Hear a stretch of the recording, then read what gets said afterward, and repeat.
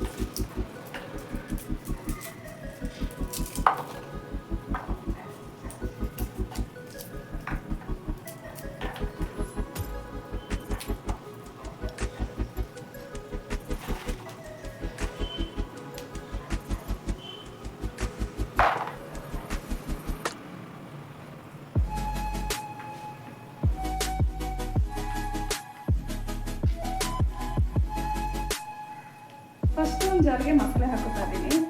ಈಗ ಹೆಚ್ಚಿಟ್ಕೊಂಡಿರೋಂಥ ತೆಂಗಿನಕಾಯಿ, ಒಂದು ಚಿಕ್ಕೋಡಷ್ಟು ತೊಗೊಂಡಿದ್ದೆ, ಒಂದು 2 ಗೆಡ್ಡೆಯಷ್ಟು ಬೆಳ್ಳುಳ್ಳಿ, ಒಂದು 2 ಇಂಚಷ್ಟು ಶುಂಠಿ, ಒಂದು ಟೊಮೊಟೊ, ನಾನು ಒಂದು ಈರುಳ್ಳಿನ ತೆಳುಗೆ ಹೆಚ್ಚಿಟ್ಕೊಂಡಿದ್ದೀನಿ. ಅರ್ಧ ಈರುಳ್ಳಿ ಮಾತ್ರ ಹಾಕೋತಾ ಇದ್ದೀನಿ, ಇನ್ನರ್ಧ ಈರುಳ್ಳಿನ ಒಗ್ಗರಣೆಗೆ ಹಾಕೋಬೇಕು. ಇದ್ರ ಜೊತೆಗೇ 1 ಹಿಡಿಯಷ್ಟು ಕೊತ್ತಂಬರಿ ಸೊಪ್ಪು, 1 ಹಿಡಿಯಷ್ಟು ಪುದೀನ, 1 ಇಂಚಷ್ಟು ಚಕ್ಕೆ ತೊಗೊಂಡಿದ್ದೀನಿ. ಸ್ವಲ್ಪ ಕಲ್ಲು ಸ್ವಲ್ಪ ಹಾಕೊಂಡ್ರೆ ಸಾಕು. 1-2 ಸ್ಪೂನಷ್ಟು ಕಾಳು ಮೆಣಸು ಹಾಕೋತಾ ಇದ್ದೀನಿ, 2 ಏಲಕ್ಕಿ,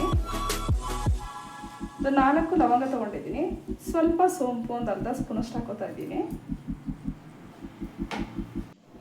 ಹಾಗೆ ಹಸಿಮೆಣ್ಸಿನ್ಕಾಯಿ ತೊಗೊಂಡಿದ್ದೀನಿ, ಒಂದು 10ರಿಂದ 12 ಹಸಿಮೆಣ್ಸಿನ್ಕಾಯಿ ತೊಗೊಂಡಿದ್ದೀನಿ. ನಿಮ್ಗೆ ಎಷ್ಟು ಬೇಕಷ್ಟು ನೋಡಿ ಖಾರ ಹಾಕ್ಕೊಳ್ಳಿ. ನಾನು ಸ್ವಲ್ಪ ಖಾರನ ಜಾಸ್ತಿನೇ ಹಾಕ್ಕೊಂಡಿದ್ದೀನಿ. ಮೆಣಸು ಹಾಕ್ಕೊಂಡಿರೋದ್ರಿಂದ ನೋಡಿ ಖಾರನ ಹಾಕ್ಕೊಳ್ಳಿ.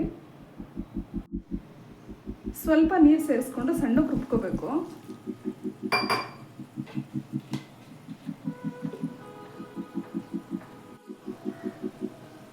ಮಸಾಲೆನ ರುಬ್ಬಿಟ್ಕೊಂಡಿದ್ದೀನಿ.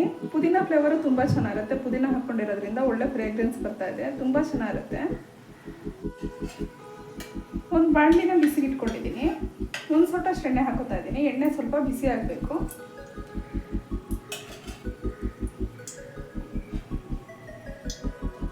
ಎಣ್ಣೆ ಕಾದಿದೆ, ಈರುಳ್ಳಿ ಹಾಕೋತಾ ಇದ್ದೀನಿ. ಆವಾಗಲೇ ಅರ್ಧ ಈರುಳ್ಳಿನ ಉಳಿಸಿಟ್ಕೊಂಡಿದ್ದೆ, ಇದನ್ನೇ ಹಾಕೋತಾ ಇದ್ದೀನಿ.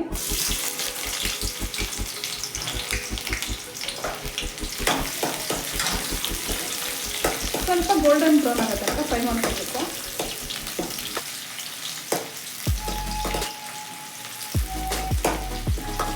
ಎಣ್ಣೆ ಜಾಸ್ತಿ ಬಿಸಿಯಾಗಿರೋದ್ರಿಂದ ಬೇಗನೆ ಫ್ರೈ ಆಗ್ತದೆ.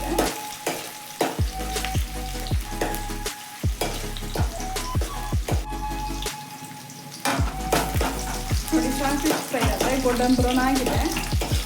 ತೀರಾ ಡೀಪ್ ಫ್ರೈ ಏನು ಮಾಡೋದೇನಿಲ್ಲ, ಇಷ್ಟು ಮಾಡಿಕೊಂಡ್ರೆ ಸಾಕು. ಇವಾಗ ನಾನು ಹೆಚ್ಚಿಟ್ಕೊಂಡಿರೋಂಥ ಹೀರೆಕಾಯಿ ಹಾಕೋತಾ ಇದ್ದೀನಿ. ಇಲ್ಲಿ 1/4 kg ಹೀರೆಕಾಯಿ ತೊಗೊಂಡಿದ್ದೆ. ಹಸಿ ವಾಸನೆ ಹೋಗೋ ತನಕ ಫ್ರೈ ಮಾಡ್ಕೋಬೇಕು.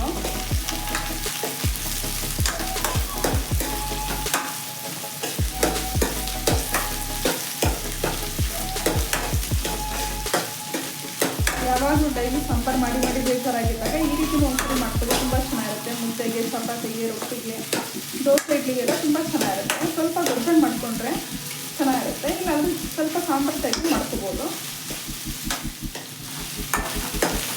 ಸ್ವಲ್ಪ ಕರಗ್ದಂಗೆ ಆಗುತ್ತೆ. ಹಸು ತರಕಾರಿಗಳೆಲ್ಲ ಆರೋಗ್ಯಕ್ಕೆ ತುಂಬ ಒಳ್ಳೆಯದು. ಸಾಕು ಫ್ರೈ ಮಾಡಿಕೊಂಡ್ರೆ ಸ್ವಲ್ಪ ಅರಿಶಿನ ಪುಡಿ ಹಾಕೋತಾ ಇದ್ದೀನಿ. ಒಂದು ಅರ್ಧ ಸ್ಪೂನಷ್ಟು ಹಾಕೊಂಡ್ರೆ ಸಾಕು, 6 ಸ್ಪೂನಲ್ಲಿ. ಮತ್ತು ಮಿಕ್ಸ್ ಮಾಡ್ಕೋಬೇಕು.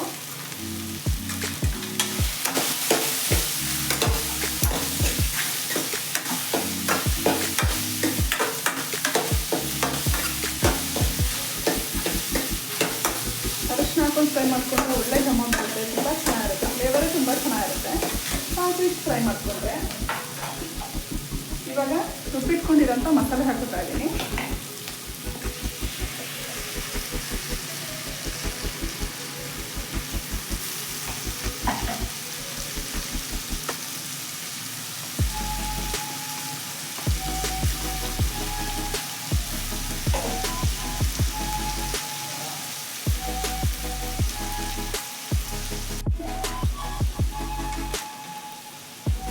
ಮಿಕ್ಸ್ ಮಾಡ್ಕೋಬೇಕು. ಮಸಾಲೆ ಹಸಿ ವಾಸನೆ ಆಗೋ ತನಕ ಫ್ರೈ ಮಾಡ್ಕೋಬೇಕು ಎಣ್ಣೆಯಲ್ಲಿ, ತುಂಬ ಚೆನ್ನಾಗಿರುತ್ತೆ.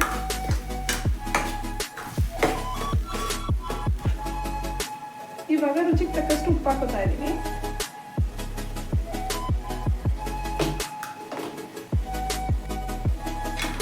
ಮತ್ತೆ ಮಿಕ್ಸ್ ಮಾಡ್ಕೋಬೇಕು. ಸ್ವಲ್ಪ ಎಣ್ಣೆ ಬಿಡೋದಂತ ಫ್ರೈ ಮಾಡಿಕೊಂಡ್ರೆ ತುಂಬ ಚೆನ್ನಾಗಿರುತ್ತೆ. ಒಳ್ಳೆ ಟೇಸ್ಟ್ ಕೂಡ ಇರುತ್ತೆ. ಹಸಿ ವಾಸನೆ ಎಲ್ಲ ತಿನ್ನೋದಕ್ಕೆ ತುಂಬ ಚೆನ್ನಾಗಿರುತ್ತೆ. ಈ ರೀತಿ ಗೊಜ್ಜು ಕೂಡ ಮಾಡ್ಕೋಬೋದು, ಇಲ್ಲಾಂದ್ರೆ ಸ್ವಲ್ಪ ನೀರು ಜಾಸ್ತಿ ಹಾಕ್ಕೊಂಡು ಸಾಂಬಾರು ಟೈಪು ಮಾಡ್ಕೋಬೋದು. ಅನ್ನಕ್ಕೆ, ಮುದ್ದೆಗೆಲ್ಲ ತುಂಬ ಚೆನ್ನಾಗಿರುತ್ತೆ. ಇದೇ ರೀತಿ ಮಾಡ್ಕೋತೀನಿ ಅಂದರೆ ರೊಟ್ಟಿ, ಚಪಾತಿ, ದೋಸೆ, ಇಡ್ಲಿಗೆಲ್ಲ ತುಂಬ ಚೆನ್ನಾಗಿರುತ್ತೆ. ಹೀರೆಕಾಯಿ ಫಾಸ್ಟಾಗಿ ಬೆಂದೋಗ್ಬಿಡುತ್ತೆ.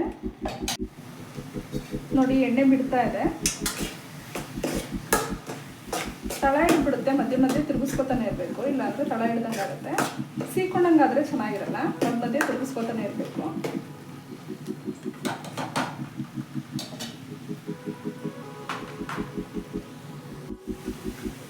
ನೋಡಿ ಸಾಕು, ಎಣ್ಣೆ ನೀಟಾಗಿ ಬಿಟ್ಟಿದೆ. ಈ ರೀತಿ ಫ್ರೈ ಮಾಡಿಕೊಂಡ್ರೆ ತುಂಬ ಚೆನ್ನಾಗಿರುತ್ತೆ. ಇವಾಗ ನೀರು ಹಾಕೋತಾ ಇದ್ದೀನಿ.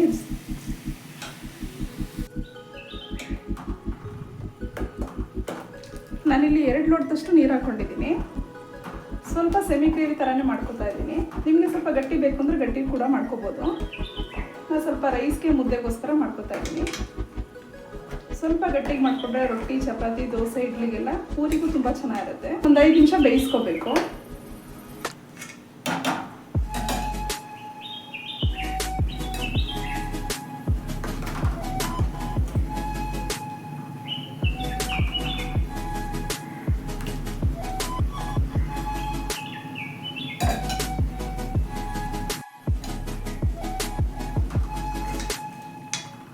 ಕುದೀತಾ ಇದೆ. ಹೀರೆಕಾಯಿ ಬೇಗ ಬೆಂದೋಗ್ಬಿಡುತ್ತೆ. ಅದನ್ನೇ ನಿಧಾನವಾಗಿ ಬೇಯಿಸೋ ಅವಶ್ಯಕತೆ ಇಲ್ಲ. ಇಲ್ಲ ಕುಕ್ಕರ್ ಹಾಕ್ಬಿಟ್ಟು ಎಲ್ಲ ಕಲಸೋಗ್ಬಿಡುತ್ತೆ. ಓಪನಲ್ಲಿ ಬೇಯಿಸ್ಕೊಂಡ್ರೆ ಬೇಗ ಬೆಂದೋಗ್ಬಿಡುತ್ತೆ. ಮಧ್ಯೆ ಮಧ್ಯೆ ತಿರುಗಿಸ್ಕೊತಾ ಇರಬೇಕು. ನೋಡಿ ಹೀರೆಕಾಯಿ ಎಷ್ಟು ಫಾಸ್ಟಾಗಿ ಬೆಂದಿದೆ ಅಂತ. ಇದನ್ನು ಕುಕ್ಕರ್ ಹಾಕೋ ಅವಶ್ಯಕತೆ ಇಲ್ಲ, ಓಪನ್ನಾಗೆ ಬೇಯಿಸ್ಕೋಬೋದು. ಒಗ್ಗರಣೆನಲ್ಲೂ ಕೂಡ ಬೇಗ ಬೆಂದೋಗ್ಬಿಡುತ್ತೆ.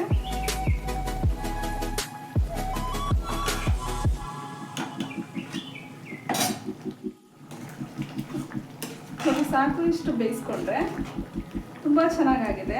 ಅದರಲ್ಲೂ ಮುದ್ದೆಗಂತೂ ತುಂಬ ಚೆನ್ನಾಗಿರುತ್ತೆ. ನೀವು ಒಂದ್ಸರಿ ಟ್ರೈ ಮಾಡಿ. ಇವಾಗ ಹೀರೆಕಾಯಿ ಚಾಪ್ಸು ರೆಡಿ ಆಗಿದೆ.